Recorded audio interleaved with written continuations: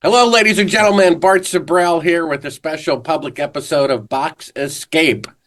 We have with us a special guest, Rasa, who is a specialist at the Chinese Space Agency, who has some knowledge of the moon landing fraud, apparently common knowledge among his coworkers. So why don't you first tell us about what you do, and as the story goes along with what China knows about the moon landings. I was working in this department we call quantum energy, what most people refer to as a free energy technology.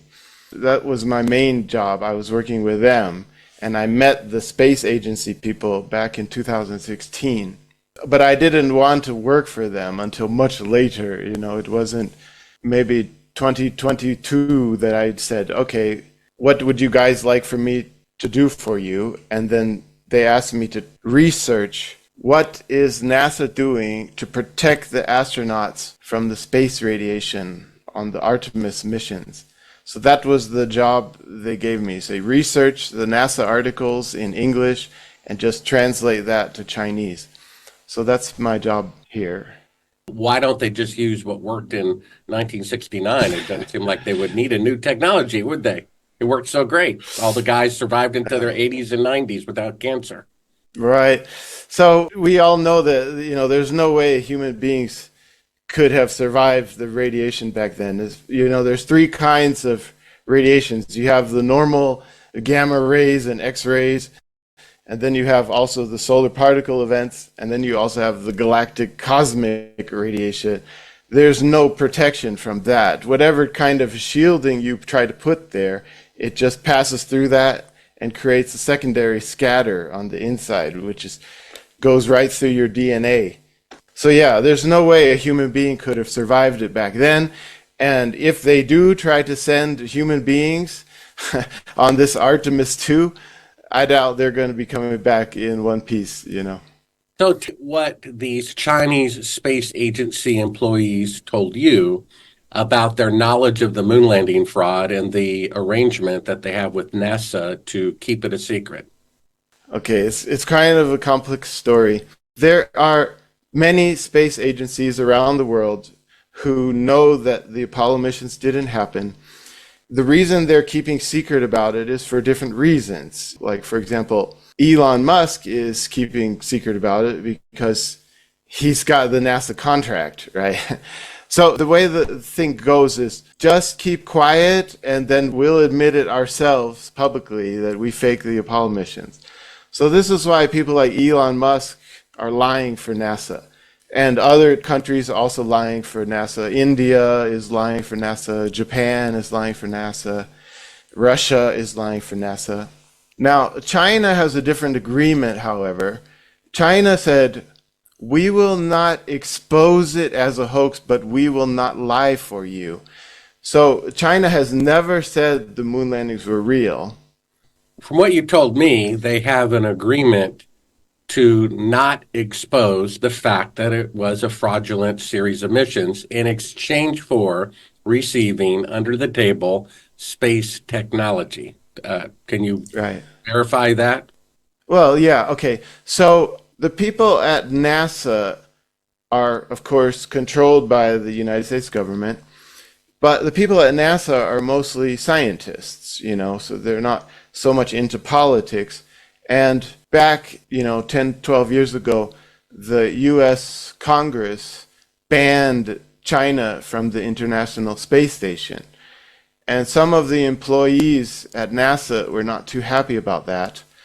After the U.S. Congress banned NASA from releasing technology to China, then what NASA did is they're just leaking the technology through the European Space Agency. So what that means is that the Chinese space station is actually just a copy of the ISS. And if they wanted to, these two ships could link together because it's the same technology. And the European Space Agency has been training the Chinese astronauts how to go up to the Chinese space station. So that's been going on for quite a long time.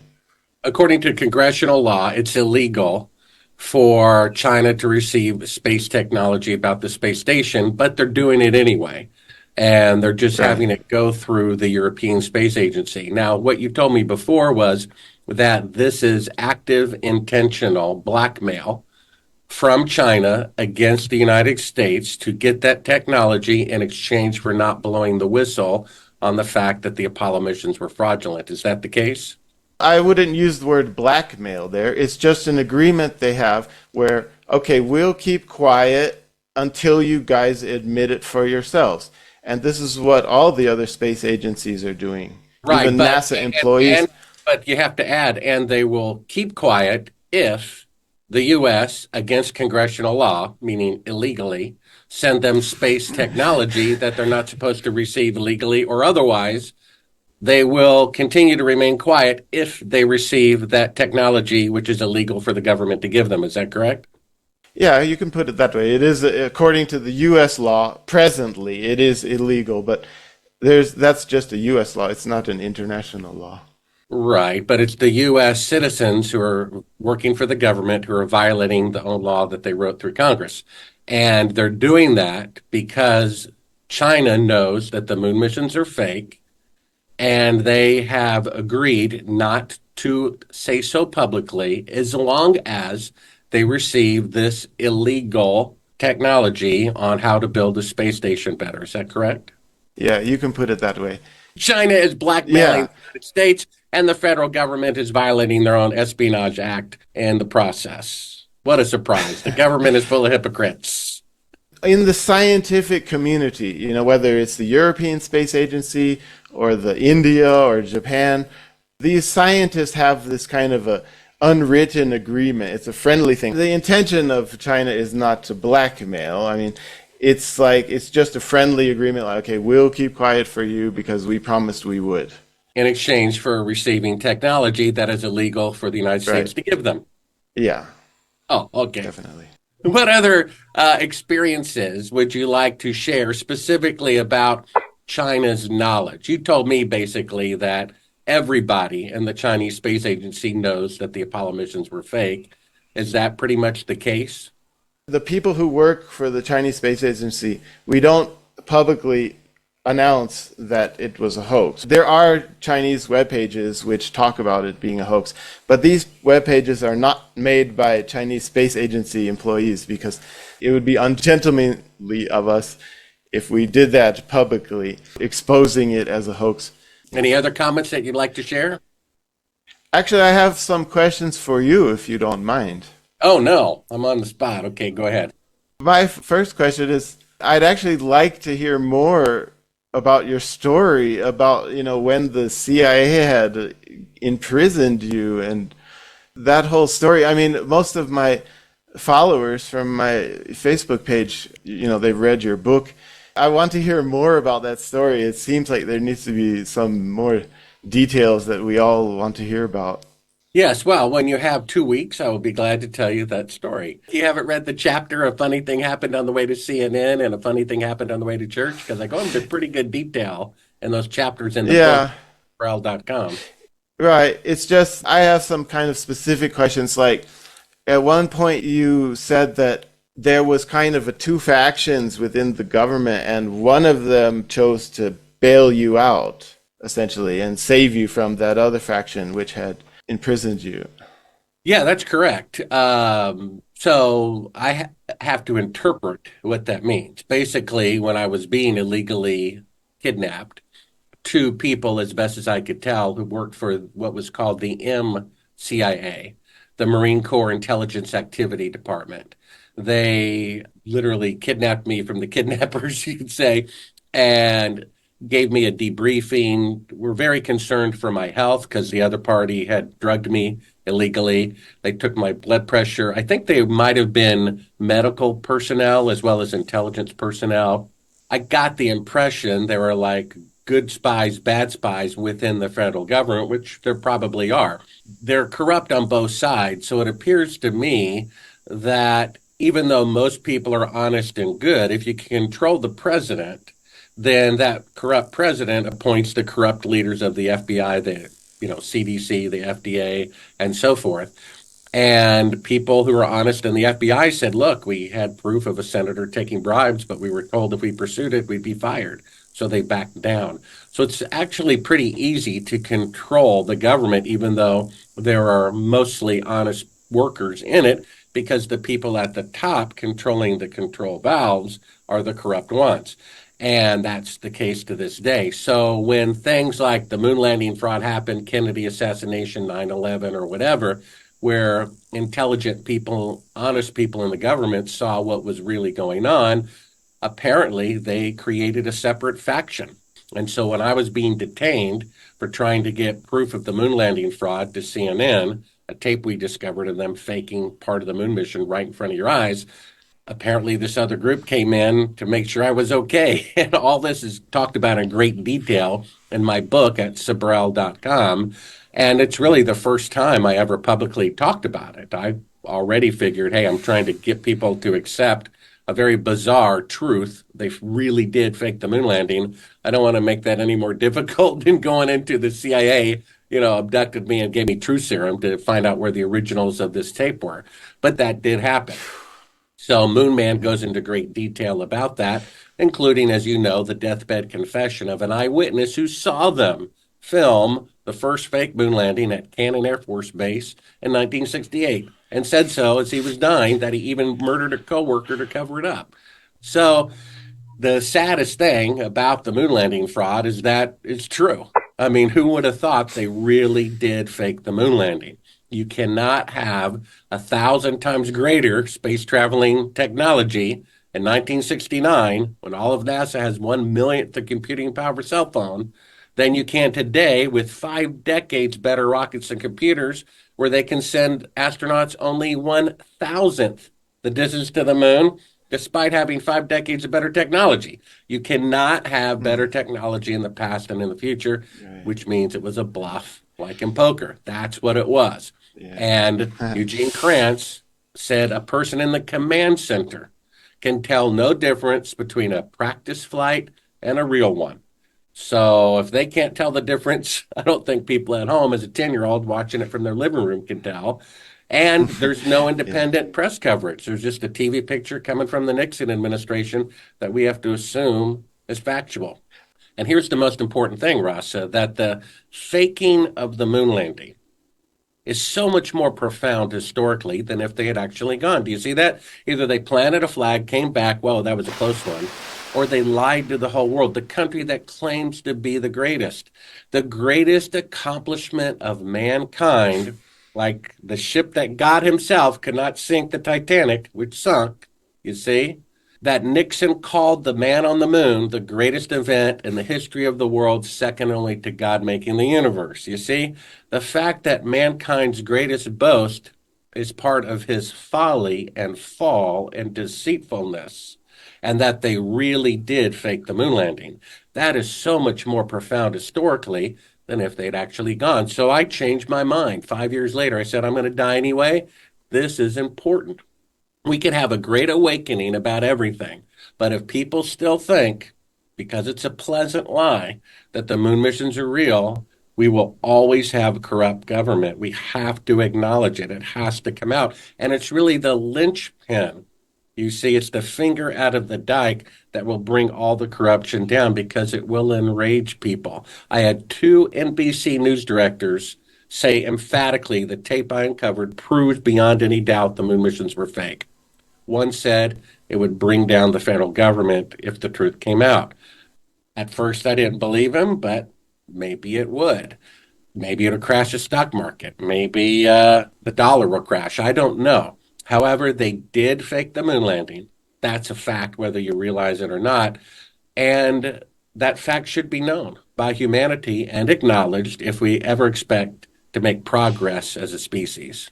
I originally turned down making a funny thing happen on the way to the moon for fear that it could be deadly. Then I realized I'm going to die anyway. I might as well go out in a blaze of glory for what is right. And so I changed my mind. And I ended up, who knew it? I did risk my life for the truth. So what? I would rather die for what is right. I remember this time, Rasa. I was going through this seminar, try to, think outside the box and push your fears and things like that. So I never parachuted, right? So I wanted to parachute because I was afraid to do it. So I intentionally kept doing everything I was afraid of over and over and over again. So I go up there and looking down out of the airplane, if you could see a little square there, that's about 15 acres. And I'm like, I'm not jumping out of this airplane. So the way they did it back then, there was no tandem jumping. You literally went out on the wing of the plane by yourself, waiting for a hand signal to be over the right area so you wouldn't land on a power line. And so you had a few seconds there, and I'm thinking, I could work my way back in this airplane. I can put my foot back in there. Don't have to do this. And I was even thinking these people have seen people chicken out before. No big deal. They'll forget about me. And then I realized if I did that, that would be my memory for the rest of my life. And I realized I would rather die than be a coward. Let me ask you just another really quick question here. It's about Gene. They broke into his house, stole his computer, and he filed a police report. Also, he said that he also had proof that the CIA had threatened him, and his son also had proof that the CIA had threatened him. Can you speak more about this part of the story? Well, what you're talking about is the son of the man who I witnessed them filming Apollo 11, June 1st, 2nd, and 3rd at 1968 at Cannon Air Force Base, where he was chief of security. His son verified these details. He lived right across from the base entrance in Clovis, New Mexico, and that he got a list from President Johnson, who was there for the first 3 days of filming, of 15 VIP people. They would be allowed to come in and eyewitness this, including Neil Armstrong and Buzz Aldrin on the list, who weren't apparently even in the spacesuits. They had somebody else as their double. And when I was verifying this for my book at Sibrel.com, he said his house was broken into and as much documentation as possible about his father's, job in the Air Force was confiscated. And then days later, two government employees showed up and threatened to kill him and his family if he ever spoke to me again about his father's participation in the moon landing fraud. This was about 2 years ago. The FBI investigated it. The White House investigated it. The United States Senate Intelligence Committee investigated it. This is very serious business. They did fake the moon landing, and it's a great embarrassment to the United States government if the truth comes out. They can claim they're going to release it someday. We'll see. That would be in their best interest if they did that. I hope the truth does come out. I don't know why they faked it, other than their sheer arrogance to do it. It's very symbolic spiritually about truth and lies, that this great event by the alleged greatest nation on earth was a fraud. A famous writer once said about the Tower of Babel, which was simply built to show off, and it was never finished. You see, just like the Titanic, the ship that God himself cannot sink, never made one voyage. And she said about such a boast in history, the monument of their pride became a memorial of their folly. And that will probably be the case with the moon landing fraud. God willing, the truth will come out for the betterment of mankind. Yeah, well, there are two other movies in the last 4 years that were about faking the moon mission, and apparently one is about to come out now. Maybe they're preparing the public for an admission that Right. they were indeed falsifying the moon missions for whatever excuse they come up with. You have to understand, murderers have a reason why they killed, and thieves have a reason why they stole, and people who don't tell the truth have a reason why they lie. That's just justifying their immoral behavior. But it'll be interesting to see what their reason will be for not only having embezzled an equivalent of $200 billion, murdering people like the crew of Apollo 1, whose relatives I interviewed for 7 hours, who's told me that their husband and father was murdered by the CIA for not cooperating with fraud at NASA during, of course, the time of the moon landing fiasco. And so the man who was going to be the first man to walk on the moon, was murdered by the CIA, according to his own wife and son, who I interviewed. And this is the way that it is. So not only did they embezzle money, a third of our income, to deceive us, they used that income to hire CIA agents who murdered our fellow Americans when our country was founded on the Declaration of Independence, which asserts that when any government becomes destructive of life, liberty, and the pursuit of happiness, it's the right of the people to alter or abolish it. The first one is life.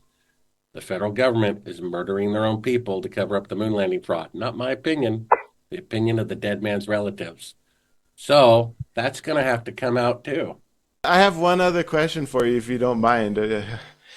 My question is this. After Astronauts Gone Wild, after you made that, did you somehow still keep in touch with any of the astronauts after that?